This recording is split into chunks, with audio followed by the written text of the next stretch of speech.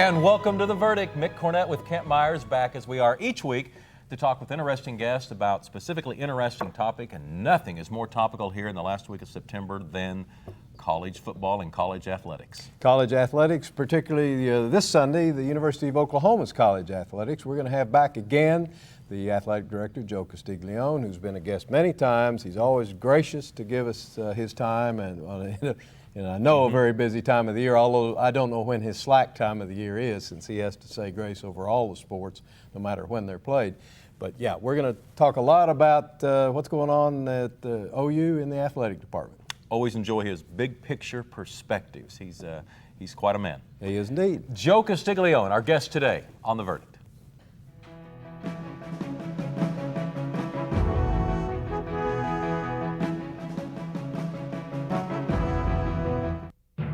Every day America uses clean-burning natural gas instead of coal or oil is a day of victory for our environment. That's why Chesapeake chose to explore for natural gas exclusively, and we've never looked back. Because natural gas burns twice as clean as oil or coal, and reducing carbon emissions to combat potential global warming is every bit as urgent as cutting our dependence on energy imports. As America's #1 driller of new gas wells, Chesapeake is moving fast to find untapped reserves of natural gas here at home. It's the right fuel for America's economy and the fuel for a clean air future. We just happen to be early to see it so clearly. Chesapeake, natural gas wins the day.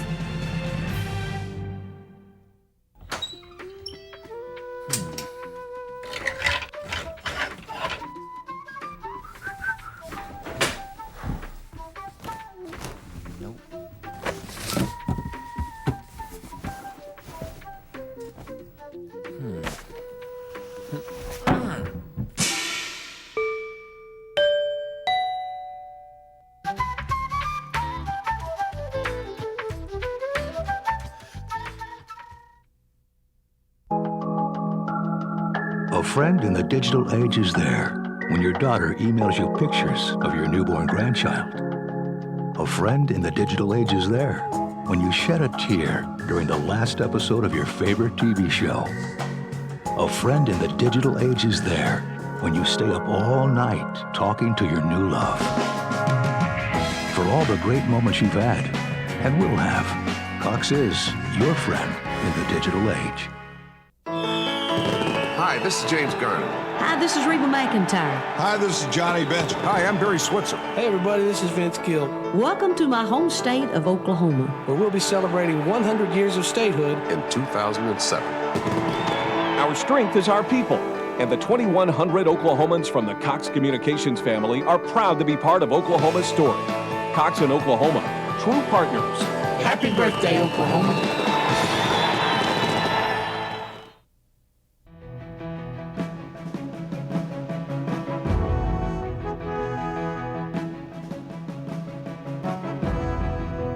And welcome back to The Verdict. Mick Cornett, Kent Myers, who's going to introduce today's guest. Today we're just thrilled to have back again a frequent guest and always a welcome guest, Joe Castiglione, the athletic director at the University of Oklahoma. Now, believe it or not, in his 10th year as athletic director. Seems like you just came. He has a few more honors I want to tell you about that I haven't before, although I have to pick and choose every time. 2004, he was named National Athletic Director of the Year. In 2007, he won the PRISM Award from the School of Sports Management at the University of Massachusetts for exemplary service as athletic director. He's on the board of the National Football Foundation and the College Football Hall of Fame. And in May, to save the best for last, he graduated from the University of Oklahoma with a master's in education, and congratulations. Well, thank you very much, Kent. Mick, great to be with you again, and I'm most proud of getting that additional degree from the University of Oklahoma. It was really something I wanted to do. It was a great balancing act. It was a time management nightmare having this job, which is 24/7 as it is, but really, really proud to be an Oklahoma grad. Congratulations. Well, a lot of really nice things are going on the campus in general and in the athletic department specifically. You got a number of capital improvements that have taken place and announcements since the last year or so. Kind of get people caught up on the capital improvements of your athletic facilities.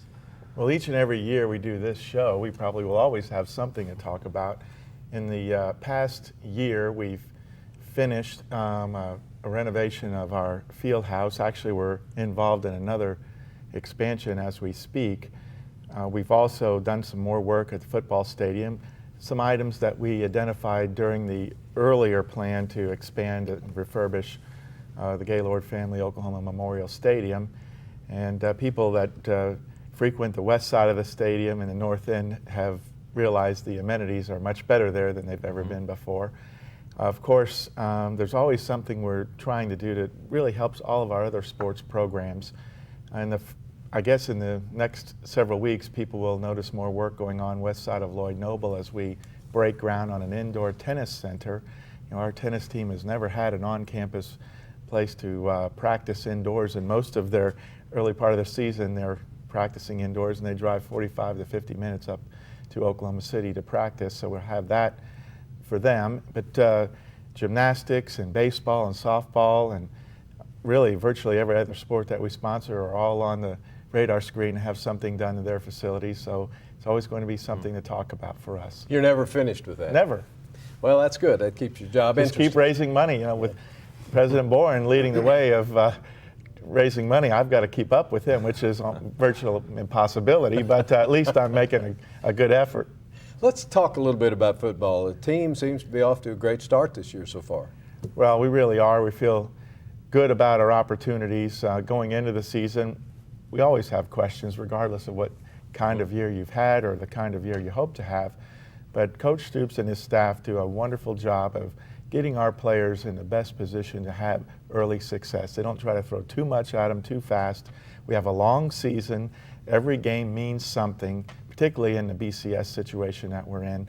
And so the old adage, taking one game at a time, is really, really true, particularly with young players and getting them the kind of experience. It's a marathon, not a sprint. And we want to be in the right position at the end of the year to play for the Big 12 championship first. And then if we do that well, then we can be in the national championship hunt. Let me follow up on that just a little bit. I know you, of course, were at the Miami game. We've played a couple of games since then, but at the Miami game, the weather was really a factor, or thought to be a factor, with humidity and all. And yet it looked like the conditioning of our players was every bit as good as the Miami players who came from that kind of atmosphere. You were on the field. How hot was it? It was steamy. I'm born and raised in South Florida, so it was really like being home in a sense. But this year, coincidentally, we had that kind of a summer with all the rain that we had here in Oklahoma. Having to work through it, our players are involved in their out-of-season conditioning.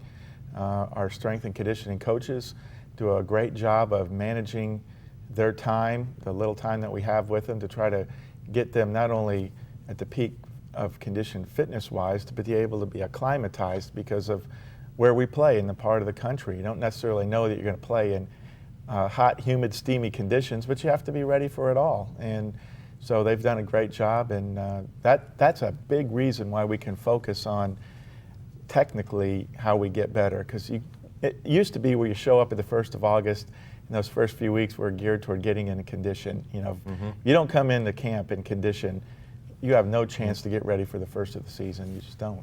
Oklahoma's football team has been at or top the nation's programs now for about 60 years, and although there's been some ebb and flow based on wins and losses and different tenures, it seems to me that demand is very, very high to this day.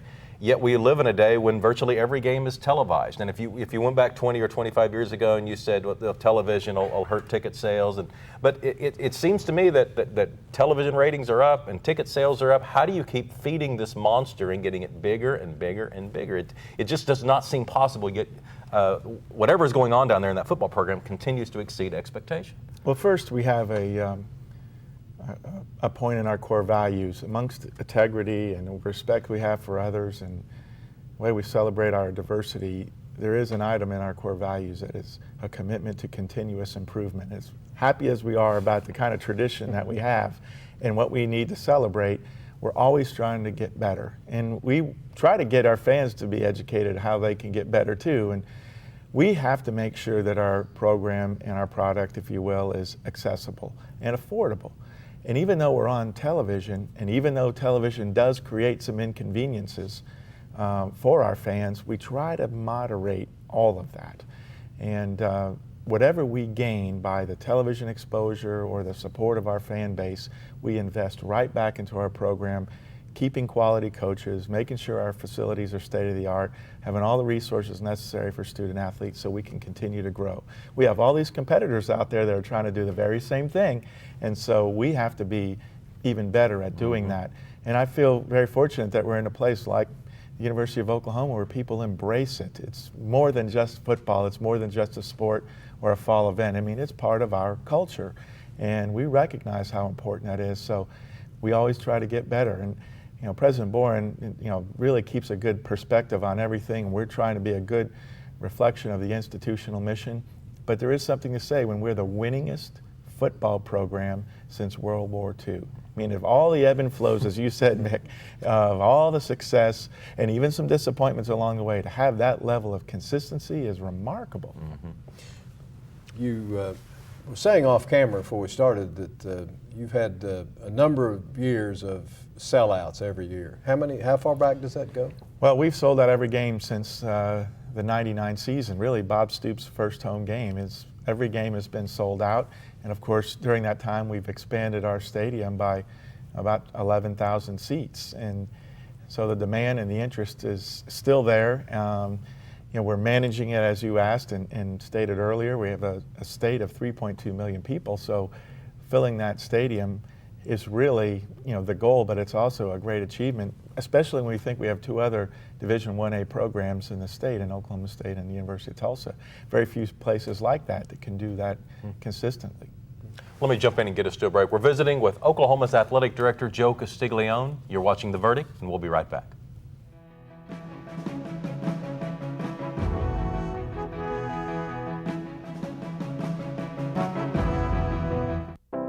Shining is taking responsibility. At Blue Cross and Blue Shield of Oklahoma, we know managing your health care can be overwhelming, and it's our job to help you meet the challenge. By guiding, supporting, and showing the way, we encourage you to gain control. Because we believe the best tool we can give you is the confidence to take charge. Blue Cross Blue Shield of Oklahoma, shining through. That land next door was a mess. Take more than a lawnmower to revive that land. I heard the oil and natural gas people was cleaning up old oil sites, and it wouldn't cost us a plug nickel. Oh yes, sir, it was quite a revival. The whole church showed up, want to make a playground for the kids. It sure is a blessing.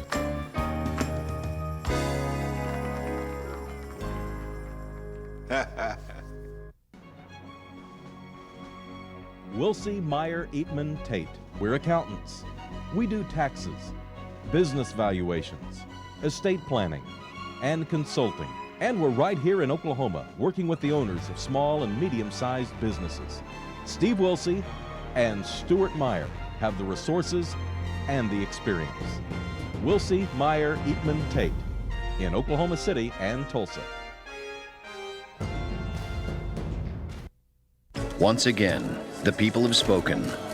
Once again, one name ranked highest for outstanding phone service. Once again, one company received a J.D. Power and Associates Award for overall customer satisfaction. And once again, it wasn't the old phone company. Cox Digital Telephone, the phone service people like most. Highest in residential telephone customer satisfaction in the Southwest region for the second year in a row. Are you the one looking for an exciting new career? If so, we are the one looking for you. We are Cox Communications, and we are searching for field service representatives. FSRs interact and perform services at our customers' home. Sound like the job for you? Then some of the things you need are a high school diploma and a good driving record. But for complete job description and qualification, go to jobs@cox.com.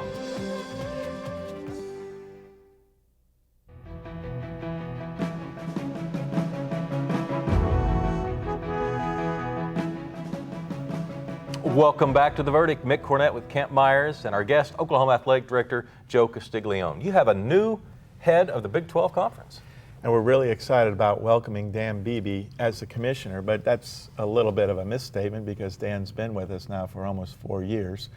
He was a commissioner for, I think, between 12 and 14 years as he led the Ohio Valley Conference. He replaced a guy that people know in the commissioner business named Jim Delaney. But Dan will bring a wealth of experience to us because he's had all the right kinds of experience you want in a commissioner. He's been a student athlete, he's been a campus administrator, he's worked for the NCAA as a director of enforcement, and as I mentioned, he's been a commissioner. So he's sat at the table with all the other guys and understands the dynamics in the culture, and he's very well versed on the issues. And he's got a legal background, Ken, I throw that in for you. But he's very, very happy about having him in the role. What do you think are the major challenges for the for the league that the commissioner is going to have to deal with? Well, you have 12 schools, and if you think about it, each school represents its own culture. So a commissioner has to be able to keep those people around the table moving toward a consensus position. And we have to figure out how we can keep our conference very, very strong. And I know some people will use the old saying that you're only as strong as your weakest link, but that really doesn't always apply. But in this case, for the purpose of our conversation, we have to think about that. And for some, it's been a big issue related to revenue sharing. In others, it's a issue that they don't want to talk about because a lot of the new ADs sitting around the table, maybe even some of the new presidents, don't fully understand how we came together to create the Big 12 Conference. And revenue sharing at that time was a very, very big deal. I think between the AD at Texas, DeLoss Dodds, and Bill Byrne, who was at Nebraska at the time, the three of us are the only ones left, that remember all the talks to form this conference and the dynamics that had to be in place to make it happen. And so we've got to figure out how to take care of those issues going forward so we can keep sponsoring these programs that compete at the highest level. And the Big 12 has established itself as one of the premier conferences in the country, but it's got to be a challenge because there are so many strong universities out there, and everybody's always looking for an edge and wanting to align with this school and join this conference and try to create one more large TV market for themselves. It's never ending, is it? It just continues to evolve. I know people that criticize NCAA member institutions generally focus on one of two things. It's either the economics or the quote-unquote business side of sports, or the way we've dealt with the academic challenges. It's usually going to be one of those two areas. But when institutions have demanded athletic departments handle their finances, it puts pressure on those departments to figure out how they're going to sponsor all these different sports that have been passed on to their leadership. And so, places like Oklahoma, we're one of the very few, I think there's maybe 5, 6 that are in a position to fully fund all of its operations without any assistance from the state, without any institutional support, nor any student fees. We're 5 or 6 universities out of 120. Or really, if you think about, divisions 2 and 3. That is remarkable. And on top of it, we're actually helping subsidize the academic budget because we've created the academic enhancement fee. So for us, it's a $66 million operation, and I'm charged, mandated to manage that within the confines that we've established at the beginning of a budget year. So at the end, we balance our budget. And I have to be entrepreneurial. Of course, I do that within the institutional philosophy, within the institutional ideals of how it reflects on our mission. But at the end of the day, we're still having to find revenue sources. So we think about that broadly over the other schools, it's always going to put us in a position to constantly look for ways to create new sources of revenue. And that creates pressure, and that also creates more demands on the demographics of a school. The participants are called student athletes, not athlete students. I know in the past OU's had an enviable record of graduation rates and how it compares to other schools in the Big 12. Is that continuing? And if so, what involvement does your department have in that aspect of the student's life? a big role. And for us, we're feeling, I guess you could say, somewhat content but not satisfied, because unless you have 100% graduation rate, I don't know how you could ever be fully satisfied. We're graduating our student athletes at a rate higher than the institution, so that's good. But we can do better and need to do better. And we're facing the challenges that every other school does. We're recruiting the same student athletes at Ohio State, Notre Dame, Michigan, Texas, Florida, Florida State, Tennessee, LSU. All those schools are recruiting the same athletes that we are, and they have the same issues that we do, and trying to help student athletes not only come to a campus, but really handle that transition. If the transition experience is positive, then we can feel better about retaining them and ultimately seeing them graduate. But it's a challenge. It's a big challenge because of what has happened in our business. We've made it essentially easier for student athletes to get in, harder for them to stay. That's been a conversation we've had on previous shows, but the initial eligibility standards are such where it makes the access more open, but they have greater standards of acquiescing to what is necessary to complete their degree. And sometimes that gets out of balance. And last but not least, our biggest challenge is seeing student athletes stay with the program. The biggest reason why they leave is nothing to do with academics. It has to do with playing time. You know, a lot of people want to play all the time, and if you have well, they're used to playing all the time. Right, I mean, that was, or you wouldn't have recruited them to begin right, and with. they're coming in with a great deal of other student athletes that are just as good. So, you know, if they don't get to play, they want to go somewhere else where they can, and that's our biggest challenge of retaining student athletes. I know the great emphasis you place on academics for your athletes, and I also know the number of measures you take in the compliance area. You had to be disappointed in the last year or two when the NCAA sent you a letter saying they didn't feel like you all were incompliant. Well, I don't know if disappointed is really a strong enough word. In some ways, we felt betrayed because everybody in the system knew the rules. There was clearly a great deal of education and monitoring going on. And we're very fortunate that you know, we have a strong monitoring program. In this case, we were challenged, as you mentioned. And our monitoring program uncovered this situation, and yet we're very disappointed that there was bad news. But you know, no monitoring program, as strong as it may be, can prevent everything from happening. You know, if someone willingly and knowingly and purposefully tries to get around the rules, there are some places where that can happen. And we've got to keep focusing on how important it is for all people to remain committed to integrity. You know, not just in our own department, not just our coaches and not just student athletes, but anybody that has the chance to interact. We don't need to have anybody's extra help. You can buy tickets, you can contribute to the program, you can be a fan and spirit.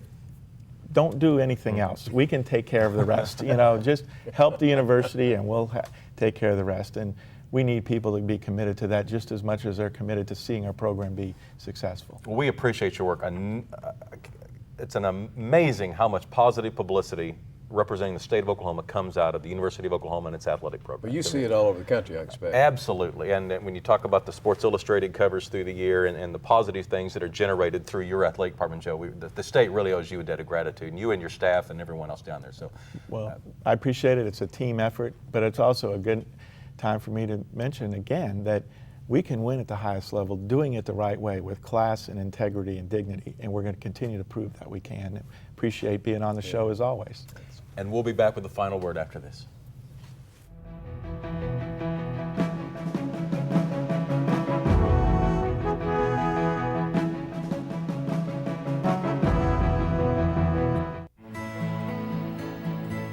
The good life comes naturally to Tulsa, where nature's beauty is matched with an eye for aesthetics. A legacy of neighborhoods graced with lawns and landscaping and handsome homes. A place that seems to have patented an ideal lifestyle. Bank First is loyal to the quality of life Tulsa assures its citizens, to the priority placed on education, culture, and growth. Loyal to builders who transform raw land into residential charm. Developers who see opportunity and add vitality to Tulsa's economy. Bank First serves both enterprise and private lives that need a loyal partner. It's how we help nurture this city's very good life. Bank First. Loyal to Oklahoma. Loyal to you. The Journal-Record is pleased to be a sponsor of The Verdict. The Journal-Record, since 1903, the best source of Oklahoma business news and legal information. Our pledge as a company is to provide quality of service for our paying customers. When you illegally hook up cable, everyone pays. Theft of cable can cause outages. Sometimes poor reception. We seek out illegal use. And we prosecute offenders. If you know someone not paying for service, call us at 1-800-466-5590. You could remain anonymous. Cable theft. It's more serious than you think. It's a crime. Many of us are careful to filter the water our children drink. But what about the information they're drinking in from the internet? Do you know where your child is going online or who they're talking to? With Cox Communications, there are easy ways to find out and helpful tools for filtering their internet use. I'm proud to partner with Cox Communications to help safeguard our nation's children. To learn more, visit cox.com/takecharge. Our children are our crown jewels. Let's protect them.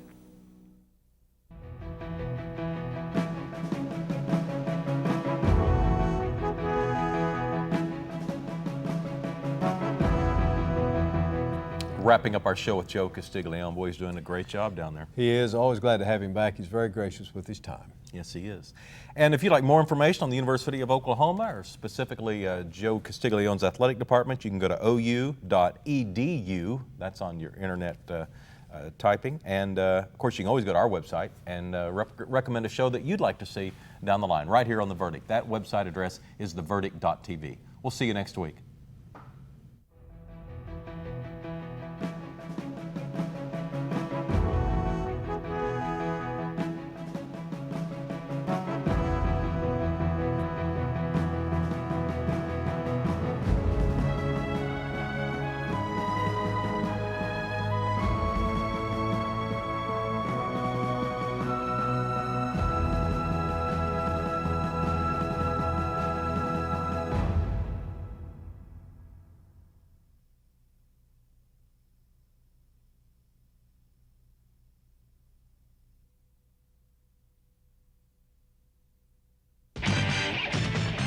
The preceding program was produced by the Production Services Group at Cox Communications, exclusively for the Cox Channel.